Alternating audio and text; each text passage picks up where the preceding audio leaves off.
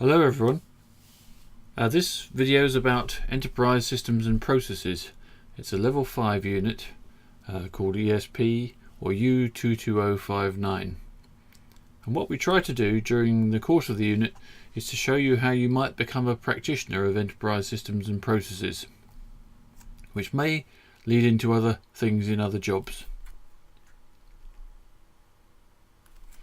So we're interested in enterprise solutions for business, and there are processes at the heart of every business in the making of products, selling of products, the buying in of components that are needed to make those products, shipping and manufacturing, warehousing, etc. So behind every business there are business processes that need to be implemented and run, and that's what SAP does.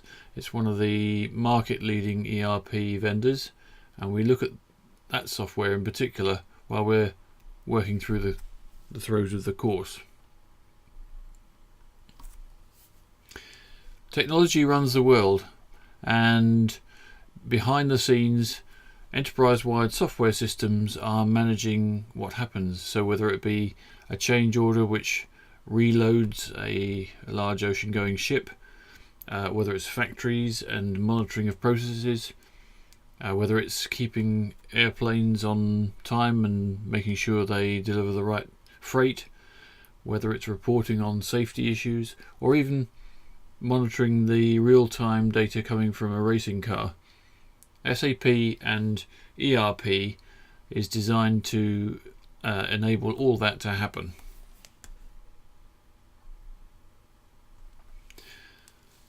So we're going to look at enterprise resource planning systems primarily on this unit, and that consists of things that handle inventory, marketing products, accounting for what's been bought and sold, how we sell the products, make them, and how those orders are managed.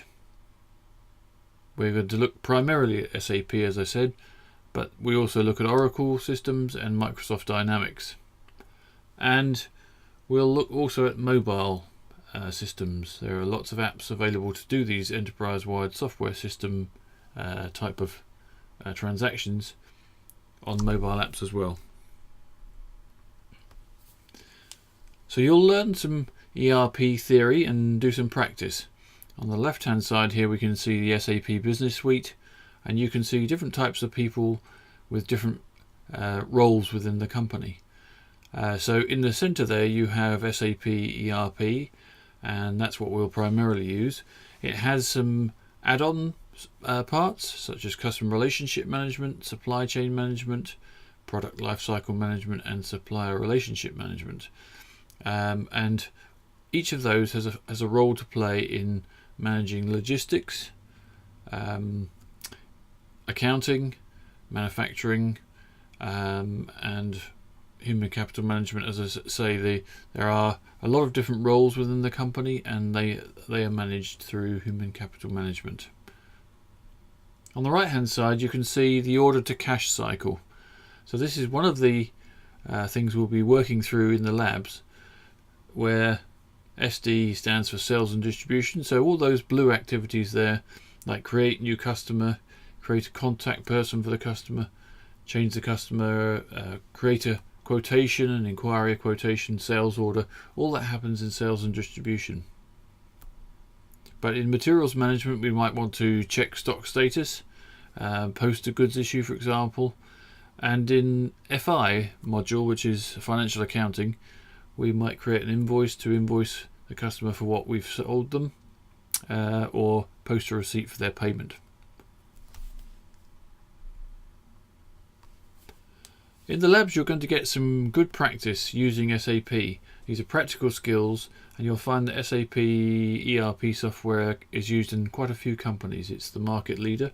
So you can see an example of some of the case studies we work through, and we just do transactions and see the results and take some screen dumps to show that we've done that. SAP has a lot of communities of practice that are working around the software, So there is an SAP Community network which provides lots of information about different aspects of SAP and allows you to learn about it too. We'll be looking down in the bottom left here. You can see there's SAP ERP. We do financials, operations, human resources. We will look at product lifecycle management, and we'll also look at each module in a kind of theoretical sense. In a further unit, you can go on to study business intelligence, and in that bottom left hand corner you have the data warehouse. We also have a data warehouse client where we do practice in that area, but that's in level 6. So you can choose to do that if you complete this one. The syllabus, an assessment for 2015-16. It's all couched around the idea of an enterprise solutions practitioner. So there is managing business strategy. We plan by creating IT functions and processes, achieving business goals and aligning the IT with business goals, looking at ERP markets and who supplies these products, and look at the real-time business. So there is in-memory databases which make all these transactions run much faster, so you can actually run queries and find out real-time results to give you intelligence about what the company should be doing. In managing technology and process, we'll look at the IT foundation, the platform that everything runs on. So we'll look at consolidation and virtualization, different types of cloud computing, and how we might re-engineer processes and manage them. In the third section of the course, we look at managing design and deployment. So here we're looking at choosing enterprise systems, selecting the software, what are the considerations you need to take into consideration, designing enterprise systems, methodologies of implementing them in a company, and then the process of deploying them and testing them and training staff. And then finally we look at managing projects and people. So that's making the case for the software to be put in. We look at successes and failures in ERP projects and how best practice can be learned. We look at change agents and how they run projects well and their influence. We'll look at the order to cash cycle and various other cycles as well, and then managing an ERP ecosystem. And SAP has built up quite a large number of consultants and systems integrators and clients and customers and universities training staff as one big ecosystem, and we'll look at that. So key questions are: how does IT support business development? What is ERP and what is the real-time business? How can businesses deploy ERP successfully, and how do you use SAP ERP systems in practice? We'll go through these different modules in the lab.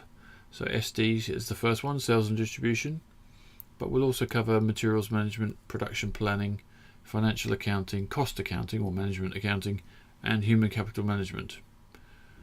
There are 3 main pieces of assessment. There's a 1500 word ERP report looking at how, in summary, we deploy an enterprise-wide software system and also some of the features of them. Assignment 2 is a video, a screencast made using Camtasia Studio or one of the Camtasia pieces of software. It's 10 minutes maximum, and in that you talk about the ecosystem, the SAP ecosystem, how it's keeping that company ahead of the market. It has 26% of the world market share. So what is it that keeps the SAP ahead of the other companies? And then finally, replacing the end of year exam for next year are module tests.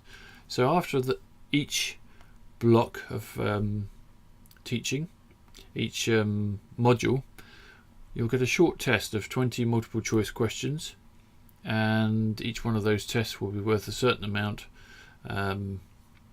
so that the total number of tests is worth 25% of the unit mark. And so this allows you to review theory at home and then show that you have actually picked up the information and the knowledge from it. And then we work on problems and projects in class. So we do that in some nice facilities. We have a Tool Studio 1, where we sit round the table and discuss implementation projects, and you might be researching a particular area for presenting to the rest of the class later on.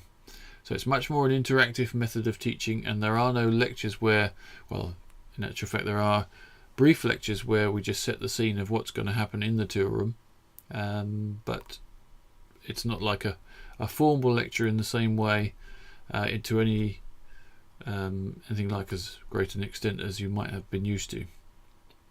The computer labs, we have SAP ERP 6 in there, and you can work through the transactions supervised by a lab tutor.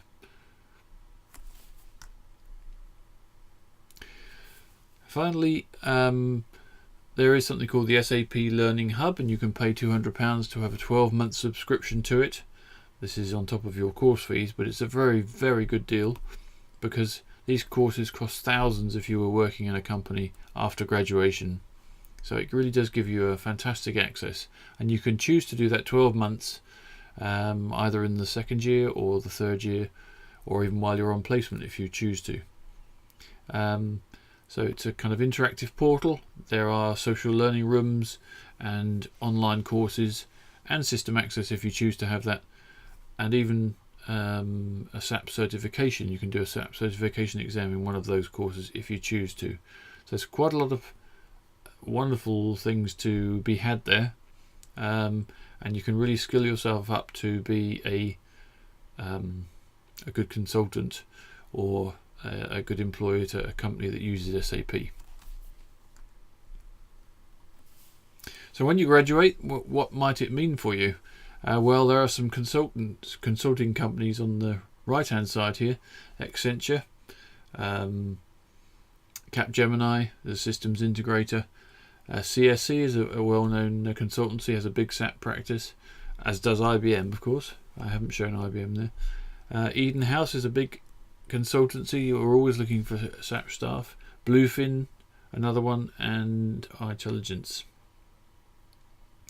I've just posted some typical skills. So a graduate IT support analyst just using SAP earns starting salary is anything up to 26,000.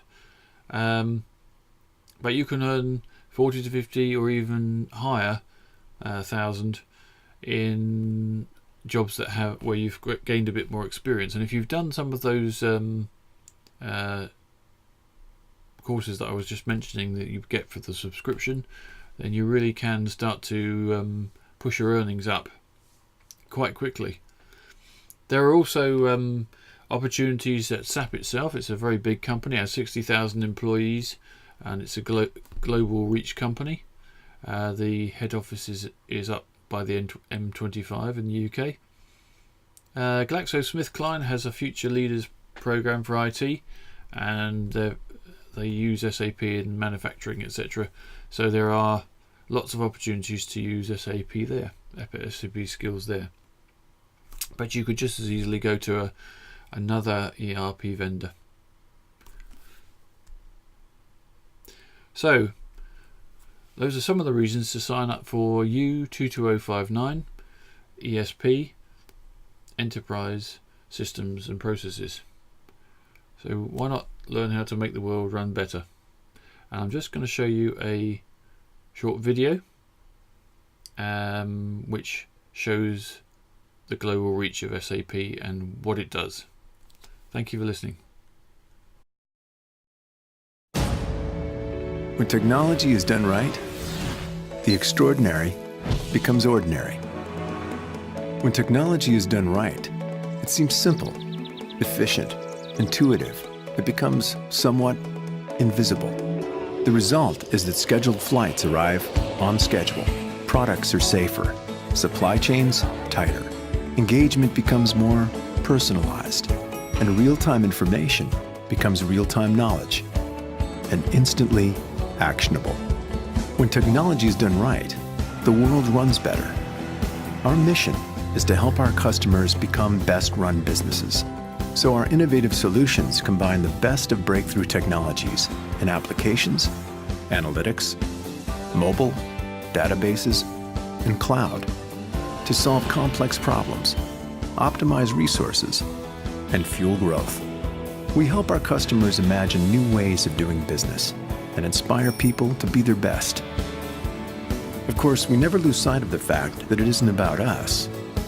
What we do is help our customers do what they do better. And we do it by understanding what our customers' customers want. For example, Adissa Baco's world runs better because her income was increased by 60%. Jonathan Peterson's world runs better because his medicine was properly administered. And Martha Miller's world runs better because her electric bill was reduced again. For 40 years, our technology has touched the lives of hundreds of millions of people every day. We're SAP, and our vision is to help the world run better by improving people's lives.